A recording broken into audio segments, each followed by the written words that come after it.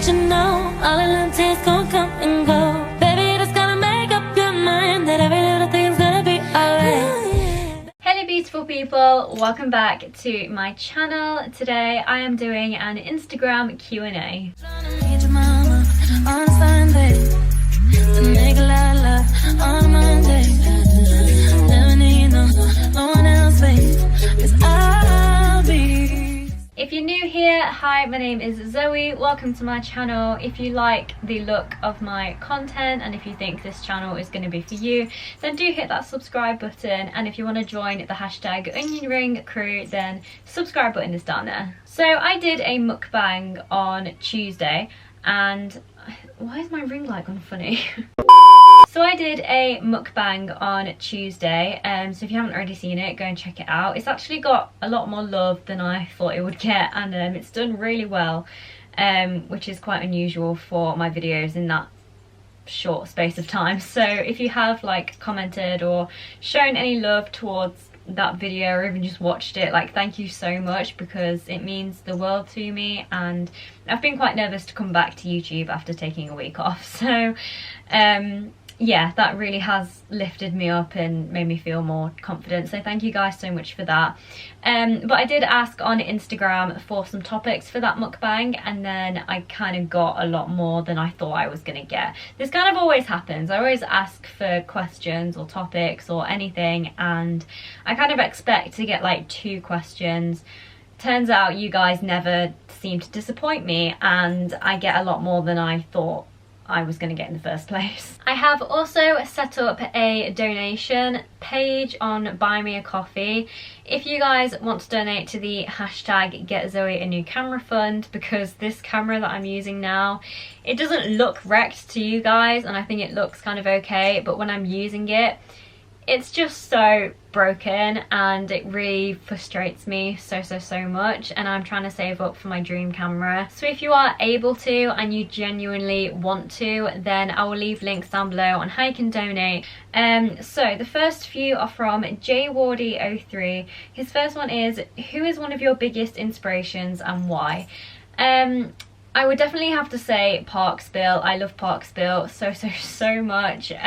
His channel is definitely where my sort of cinematic shots are inspired by. I like to say inspired because I don't want people to think I'm copying him, but I kind of like to do my cinematic shots and then, you know, make them my own and like do a bit more with the editing and with the filters and everything like that. And basically the reason why I started doing cinematic shots in the first place is because I was going to Alton Towers like so much last year, and I felt like my vlogs were just getting very samey because my opinion is quite set on like all of the rides there, so nothing really sort of changed. I just like vlogging them because I liked capturing the memories with the people that I was going with, and I was like, right, I need to try and mix up my vlogs a little bit, try and make them a bit different.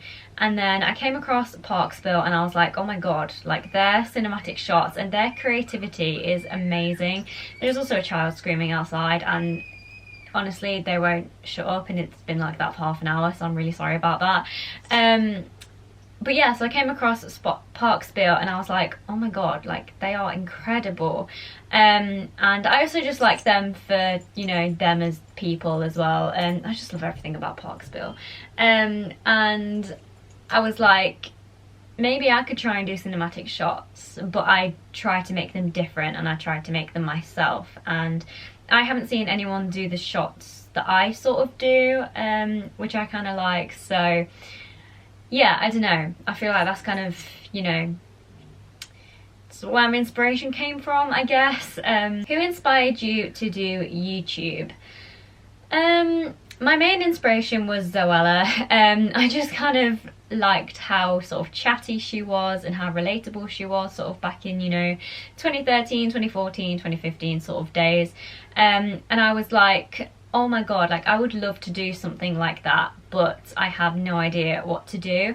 And I kind of had this love, and I mean I still do, but you know, my love was really starting to take off back in sort of 2014-15 for theme parks, and I had a true like passion for them, and I just wanted to like share that with the world, but I didn't know how to do it because I didn't really have any friends in school, and I had no one that I could share this with. So I was like, oh, what if I sort of do it on YouTube and I'll just see how it goes. Like, I'm not going to make it into anything big, I'm just gonna do it so I can share my passion somewhere, and here we are today. So yeah, and also back then I had never really seen anyone do like sit down chatty videos, you know, like top 5 videos and ranking coasters videos and like all of those. It was mainly just vlogs.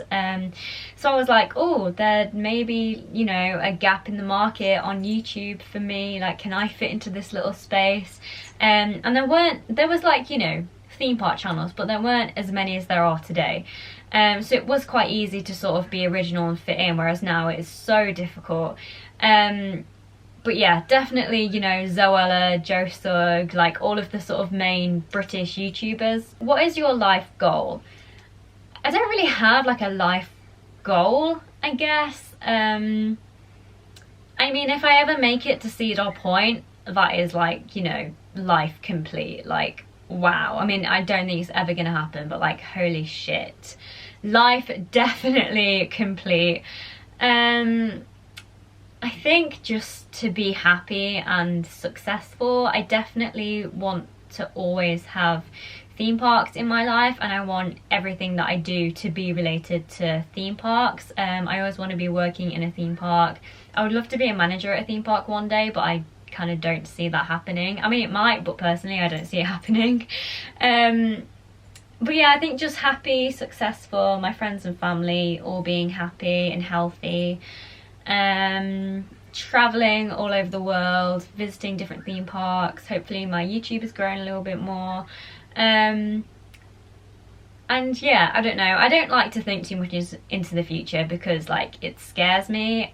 So I kind of just take each day as it comes. I don't even like thinking about the next hour, let alone my whole life. So yeah, but I would definitely say if I ever made it to Cedar Point, life complete. Or if I became a theme park manager and I was actually, you know, like good at it, like wow, life really, really, really complete. If you could have a meal with 3 celebs, living or dead, who and why? Definitely Ariana Grande, that was kind of obvious. Mark Goldbridge, I love Mark Goldbridge so much. I have stan accounts for Mark Goldbridge, so if you want to go follow those on Twitter and Instagram, then it is just Zoe_Goldbridge. I will follow you all back. I love that man so much. He is my saviour, like he really does keep me going. So definitely Mark Goldbridge. I don't know whether you would class her as a celebrity, but I would probably have to say Amanda Thompson, just because that's maybe another life goal, is to meet Amanda Thompson.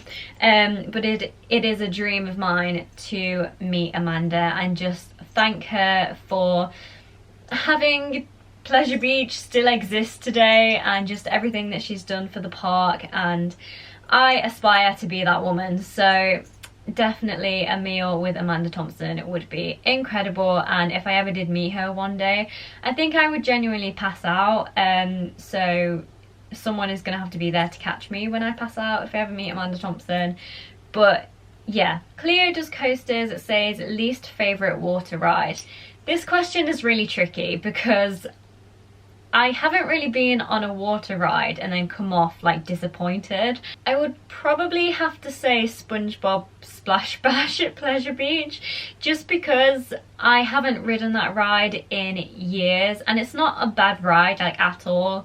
I just never ride it, and if they got rid of it I wouldn't really be that bothered. And that's kind of the only ride that I can think of that I don't know, because like it's not a bad ride, and it's not, if we're saying least favourite, then yeah, I would probably say SpongeBob Splash Bash, because I just don't ride it. So, and if they replaced it with something else, I wouldn't really be that bothered. Amelia says, how you feel about parks opening and closing? I am absolutely buzzing for theme parks to reopen. I just want to get back to a theme park now. I feel like I'm ready. When like Boris first made the announcement and it was like 12th of April, like that is so close. Like it's literally weeks away. Like it really isn't that far away at all. I got really anxious about it and I was like, oh my god, like I'm not ready. I've got so used to just being inside and being away from people. And I am still quite nervous, but I am more excited now. I've kind of got over the sort of anxiety of it and I am just like I'm buzzing to go now. And I just want to get out there and go to as many theme parks as possible and see all of my friends, create memories, start vlogging again. I miss vlogging so much. I keep thinking back to last year, sort of when parks opened, and I was so genuinely happy and it helped me so much with everything that I was going through. So I just can't wait to go back to that and just hopefully go back to being, you know, genuinely happy and doing what I love and being carefree and not letting things get to me anymore, and you know, just being happy. Like I'm so excited, and theme parks is all I'm really here for. So to have them back in my life, I am very excited and I just want to go like right now. So yeah, it feels good to be excited for it because I've kind of got over the anxiety. I'm just sort of anxious about going back to work, but again, I kind of feel like I'm ready for it now. So yeah, absolutely buzzing for theme parks to reopen, and I can't wait to get back to Blackpool. I miss Blackpool so much, like I could honestly cry. So yes, very excited. And then them closing, I really hope that they don't close anymore this year apart from close season. I just don't think I'm going to be able to cope with another lockdown, as I'm sure a lot of people won't be able to. So hopefully theme parks can actually stay open and we can have more of a full season this year. Jess asks, McDonald's breakfast or dinner? I would probably have to say McDonald's dinner, just because I feel like there are more options for me, and I'm not really a breakfast person at all. I kind of just eat like one meal a day and then I just tend to snack throughout the rest of the day. Like that is just what I like to do. It's what my body can handle. So I'm not really a breakfast person. I feel like that might change when theme parks reopen and we sort of go back to normal, because I remember last year the amount of times I had a Mackey's breakfast was insane, because we were up early, you know, we were travelling early, so it would be kind of rude not to stop off for a Mackey's breakfast. But the last time I had a Mackey's breakfast was in January, and it made me feel so grim and it made me feel so full up for the rest of the day. And I think ever since that I've kind of just been put off Mackey's breakfast a little bit. I mean, I still love it and I'm gonna have it whenever I get, you know, chance to have it, but yeah, I don't know. I think just the fact that I'm not a breakfast person at all, I think if I was gonna have a Mackey's, I would choose to have like chicken nuggets or chicken selects or chicken burger and McFlurry. Like, I mean, Mackey's Coke, morning, daytime, evening, I can have that whenever. Sarah says, what have you struggled with in lockdown and how have you overcome it? I think I've struggled with a lot of things. I'm sure a lot of people have struggled throughout this lockdown. This lockdown has just felt so weird, and I think this has definitely been the worst out of all of them, because I think, you know, in the first lockdown it was like, oh, this might only go on for a few weeks, and we were all very optimistic and the weather was nice, and I was just sort of, you know, constantly outside and it was just nice. Whereas this time it's been like, the weather has been grim. I have had no motivation at all. I think motivation has been my biggest sort of battle in this lockdown. I just haven't really wanted to do anything. I've struggled to get out of bed in the morning. Sometimes I won't get up until the afternoon. And I just have no motivation to do YouTube. I have no motivation to like tidy my room. I just don't want to do anything. And I think the way that I overcame that is, I don't really know, I just sort of, I guess I just gave myself a little sort of pep talk and I was like, right, come on Zoe, like you know, you're still here, you still need to be living your life. And I love doing YouTube, and I started to miss sort of not doing YouTube. So I think that helped a lot, and I think just sort of, you know, my friends helped me through loads as well, and what I'm going through personally, like right now, like my friends have been like a real help to me, and hopefully they'll continue to help me through that. And you know, just talking to people, getting people to motivate you, and going outside, getting some fresh air. And I think I've always been like, you know what, if I don't feel like doing anything today, I don't have to do it, I'll just do it tomorrow instead. And then the next day I'm like, right, I need to do this today.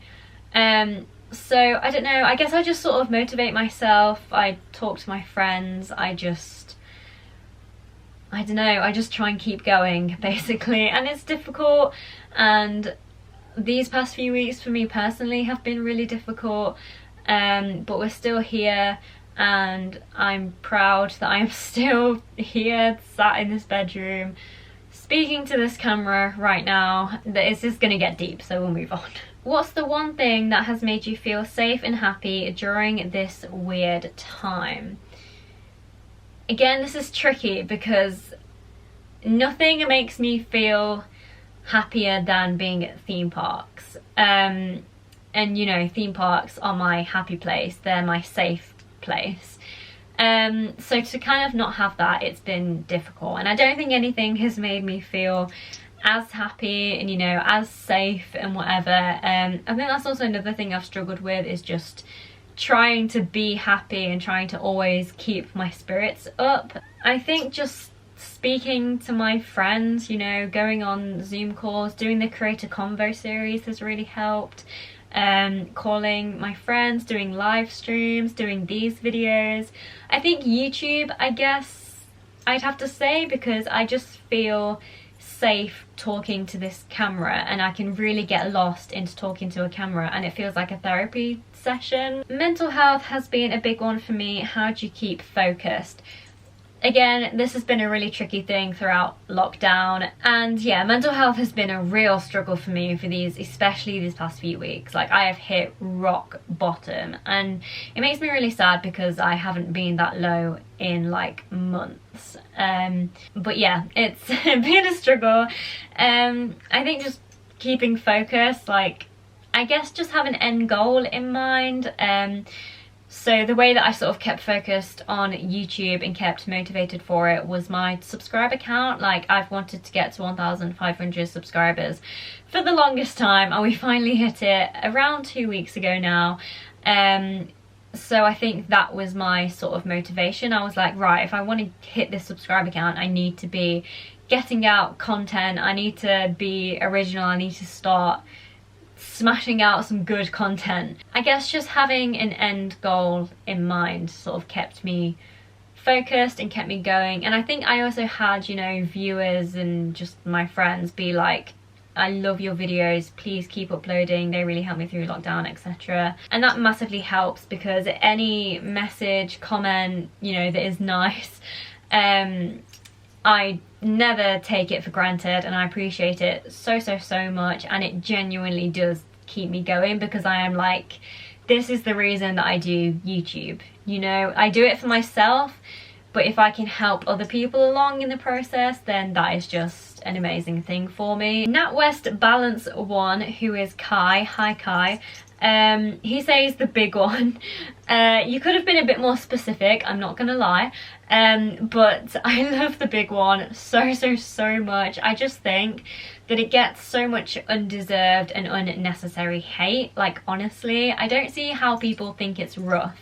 Like, it is a bit jolty in places, but I don't think rough is the right word at all. I think with coasters, like, I need to do a video about this, but I think with coasters, it definitely depends on the person's height and body shape. And I think because we're all different, we all experience these rides differently. And I think because I am a small person, like, it definitely changes the ride experience for me. Like, I find Nemesis so rough, but then like everyone else who is taller than me are like, oh, I find it really smooth and I love it. And you know, the big one, I find it so smooth, I think because I am small, and taller people are like, oh my god, it's so rough and I don't have a lot of leg room, so it makes it uncomfortable and whatever, whereas I don't have that problem, luckily. So yeah, I mean, you know, like I said earlier, we do all have different opinions and we do experience all of these rides differently. But I definitely don't find the big one rough, and I love it. It's my favourite coaster. I think it always will be my favourite roller coaster. It was my first big roller coaster that I ever did, so it kind of holds like that special place in my heart, and I just love everything about it. I love the lift hill, I love the first drop, I love the entire layout, I love how high it is, I love the views you get over Blackpool, especially when the illuminations are on and in the dark as well. Yeah, I love the big one so much, and I don't think anyone is ever going to change that. Will Kite says, who's your favourite character from Waterloo Road and what's your favourite series? I love this question so much. Waterloo Road is my childhood TV show series. I've started binge watching it again. I'm currently on season 3 and I'm loving it so much. I would say my favourite character, I love Chloe. I love Chloe so much, and Chloe and Mika actually. I think their relationship is really special, and I'm really sad that Mika, like, she kind of wasn't in it for that long. I wish she was sort of in series 4 as well, but you know, still great. I love Rachel Mason as well. She is hands down the best head teacher. Like, she transformed Waterloo Road, and if I had a teacher like Rachel Mason in my school, it would have definitely made my experience a lot more enjoyable. And I think, you know, what she did for the pupils and what she did for the school, and you know, she was Waterloo Road's hero. And yeah, she was incredible. So I definitely say Rachel Mason was one of my favourites as well. I love Finn Sharkey. I think he was a right character. My favourite series is, I can never pick between these two, either series 3 or series 5, and my mind changes every single time I watch it, and I've honestly watched Waterloo Road 50,000 times. I'm not even exaggerating. Like, any chance I get to watch it, I will watch it, and I'm so happy that I am binge watching it right now. So I just had to change my battery in my camera, so if like the angle or anything has changed, then I do apologise. But Stan says, if you could bring back any ride, what would it be and why? I would definitely have to say the Pleasure Beach monorail. I just love the look of it so much. I have watched so many POVs, so many videos of it, and it just looked absolutely incredible, and I never got a chance to ride it. My brother has ridden it, and he actually got an evac on it, which I am so jealous about. And I know that it is, you know, kind of like the PB Express, but the fact that this was, you know, higher up and you got different views on the monorail, like, it just sort of felt different, and it kind of, even just watching it through a YouTube video, it just feels really special and different, and it just looked absolutely incredible, and I'm so sad that they got rid of it. So yeah, I would definitely bring back the Pleasure Beach monorail. Richie Roo says, best songs to listen to when queuing for rides. This is tricky because I don't really listen to music when I'm queuing up for rides. I don't really ever take my earphones with me to theme parks, because the last thing I want to do is listen to music on my phone when I'm at a theme park. I just like to take in everything that's going on around me, you know, like all of the ride sounds and all of the theme park audio, and you know, the crowds, and like just everything. You know, when I'm with my friends, obviously I want to be included with them and be involved in everything. But if you are, like, you know, on your own or whatever, and you're in a really long queue and there isn't already audio playing, I mean, the only music I listen to is Ariana Grande. So you know, obviously I'm just going to recommend the entire Ariana Grande's discography, because wow, her music really does hit different. SB Mars says, what would cause our negative mindsets to switch? That is a very good question, and I wish I knew the answer. I think just if everything was perfect all the time, and if everything went the way that we wanted it to, then I think we would be a lot more positive about life. But I think, like, I try to be as positive as I can, but I think right now especially I am feeling quite negative about not about everything, but about certain things, because it seems to be whenever I'm like happy, it gets taken away from me. It's tricky because we're all different, and I think we all get out of negative mindsets differently.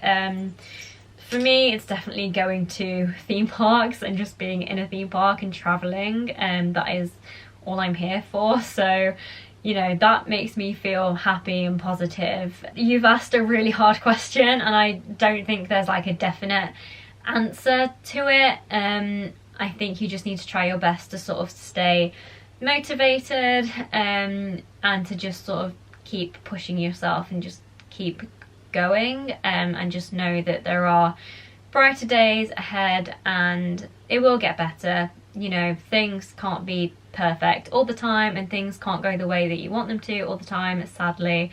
And I watched this video from a YouTuber called Extreme Thrills, an amazing YouTuber, and in one of his videos he was like, be grateful for where you are now, because you might look back on these days and wish you could go back to the good old days.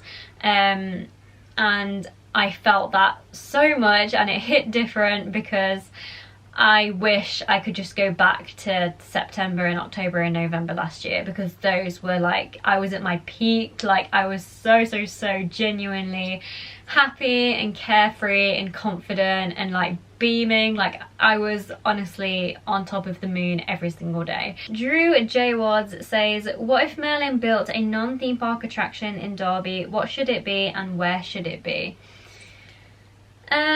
Good question. I wish that they would actually do that, because Derby is my hometown, it's where I live, and it's a shithole. I hate it here so much.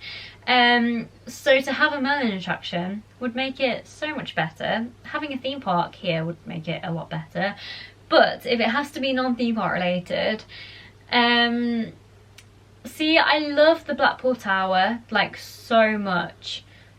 So maybe having something like that, or just sort of like a entertainment center type thing, you know, having like indoor rides maybe, and then like arcades, and having a cinema in there, bowling, adventure golf, adult soft play area. That could be really cool. Would you like for the Towers Gardens to be open all year round? I would love that so much. When I first visited the gardens last year, when they first opened, I was very skeptical about it, and I was like, oh, it's only the gardens, like it's nothing special, I'm not gonna go.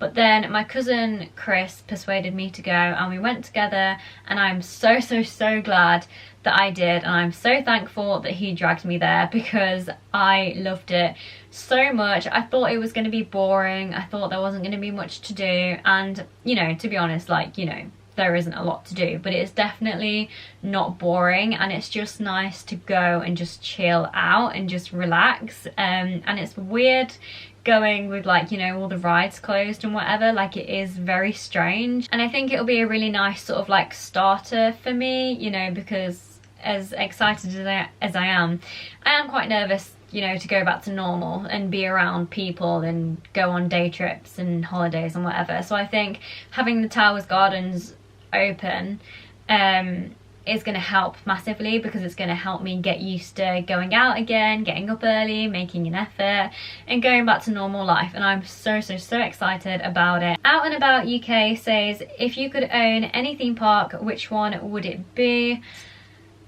I would probably just have to say Pleasure Beach, because I just love that place so much.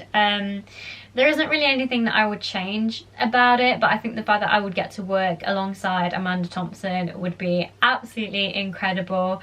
And you know, I would kind of virtually be living in Pleasure Beach, which is like a dream. So definitely Pleasure Beach. And I would make sure that, you know, if people wanted a new ride in there, if they wanted like an RMC or something, I would try and make sure that it happens, and I would really listen to everyone and take on board what people are saying. My next door neighbours have just started playing music really loudly, so I do apologise if you can hear that in the background. But the next question is from YorkPen999, and they say, are you going to Blackpool Pleasure Beach this season? Absolutely, 100%. I'm going to try and go as much as I physically can. I love Pleasure Beach and Blackpool so much, and every time I just think about it and every time I see videos on it and whatever, it just makes me want to cry because I just miss it so much. And I haven't been since last September, which for me is just crazy because I remember in July last year I was literally going every week. So yeah, definitely going as much as I physically can this year. Aidan says, how are you today? Thank you for asking this question, because I think this is a really important question for people to ask, especially throughout lockdown. Today I feel a bit like I'm in a CBA mood, like I just really can't be bothered to do anything, and it took me so long to sit down and start filming this video because I was like, I just can't be arsed, but this needs to go up tomorrow. So that kind of gave me the motivation. I was like, Zoe, like, you know, you need to get this video out tomorrow. So I kind of just pushed myself to do it. Today is a day where I would just rather be in space and not come back. Okay, I've got a few more questions from Cleo. Would you rather only visit European, including the UK, or American parks? This is a really good question. As much as I would love to go to America and I just want to sort of live there for a few months and experience all of their coasters and all of their theme parks, in this situation I would probably pick European parks because I feel like I have a lot more sort of options, you know, because I still have all of the UK parks. I can still go to Blackpool Pleasure Beach. I can't live without Pleasure Beach, so I need to have that in my life. So, you know, I'll still have Pleasure Beach, and then I would have, you know, Fantasyland, Europa Park, Portaventura, you know, I'd have like so many more sort of like options, whereas in America, like, there is so many, you know, amusement parks and theme parks in America, so I'll still have a lot of choice. But I think with Europe I can travel around a lot more and I can experience different countries and you know, so yeah, definitely European. What advice would you give someone starting to make content, on what platform to use? I would definitely say YouTube is the best and easiest to use, because I feel like you can just really let yourself go with YouTube. Like, you can be as creative as you want to be, and I think with YouTube, like, there is space for everyone, you know. I mean, there's like millions and millions and millions of channels, and there are so many theme park channels, and it is really hard to be original and different, and you know, for people to sort of like you better than they like another channel, and you know, but I don't think it should be a competition either. I think you should just do YouTube because you love doing YouTube and it's something that you genuinely want to do. I think the best advice I would give is to just be yourself and don't try and be anyone else. And I feel like people might be like, oh, but aren't you sort of being a hypocrite because you're trying to be like Parkspill? I'm not trying to be like Parkspill at all. You know, my videos are very different to theirs, and I feel like we have very different ways of vlogging, and they are a lot more creative than I am, and I could never be as good as Parkspill, and I'm not trying to be. I feel like I've kind of always wanted to do cinematic shots and have a play around with the editing and stuff. I've just never really had the motivation to do it until I saw Parkspill do it, and then I was like, oh, I like that, but how can I make it my own so I'm not, you know, completely copying them? Don't let numbers affect you. I rarely look at like analytics and stuff, because if I see that people have stopped watching my videos 5 minutes into the video, it'll really get to me, and it'll make me not want to do YouTube anymore. And I love doing YouTube, and I don't do it for the numbers and for the analytics and all of that, you know. Like, I love it, and obviously, you know, hitting certain subscriber you know, goals is an amazing feeling, and it does give me something to work towards. Like, now I really want to work towards 2,000 subscribers. I feel like it's never going to happen, but I can try. Worst advice ever, but that's what I keep telling myself. If I ever feel sort of down about YouTube and whatever, I'm like, but remember why you started doing it in the first place. And I'm very thankful and very lucky that I have YouTube, and especially like with my vlogs, especially from last year, I have some of my favourite vlogs from last year that I can just watch back, and I have those memories and those special moments documented, and that is so nice, and I love watching them back. So yeah, that is worst advice ever, I'm sorry. How long have you been an enthusiast? So I visited Blackpool Pleasure Beach on the 28th of May 2014, and ever since then I just wanted to go back to Pleasure Beach, and I started discovering a load of new theme parks around the UK, and I was like, wow, like I would love to go there and I would love to ride this. And I don't know, I guess before I was a theme park enthusiast, I'd never really had like another hobby that I truly loved and something that I was truly passionate about.